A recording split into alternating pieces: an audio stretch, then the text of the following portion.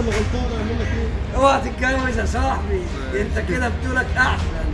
مساء الجمال. انا النهارده في كافيه اسمه ترند، كافيه في مدينه نصر كده. قعدت فيه لقيته على الرايق قوي، حاجه جميله جدا، نظيف شيك، في مكان للعائلات، مكان للشباب، متقسم تقسيمه على كيفنا بجد. يعني ان اي حد هنا لو معاه صاحبته، خطيبته، عيلته، ليهم مكان معين. فالكافيه حلو جدا، والخدمه هنا كمان خدمه سريعه يعني.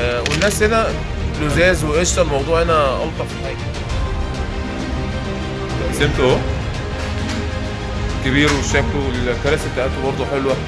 الكراسي كلها في الكافيه كده زي كده.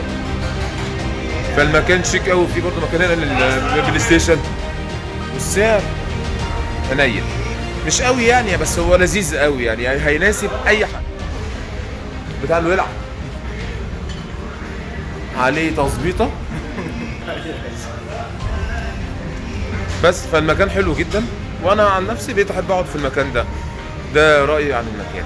يلا نشوفكم في مكان تاني ان شاء الله. كان معاكم احمد عثمان، السلام عليكم. ده انا اتجوزت 2.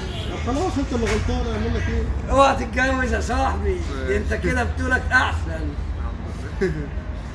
اقسم برب العزه بتقولك احسن، ده انت بطل، ده انت كده بطل. وده عندك بقى انا ماكل لك حته عيل كمان و2. ده هي دي الميزه، هي دي الميزه. الوقت الشخه ب 3 جنيه دلوقتي، على ايامك هتبقى الشخه ب 10 جنيه. يا عم عادي، هشوف مرتين في الدنيا. مرتين؟ 5 جنيه.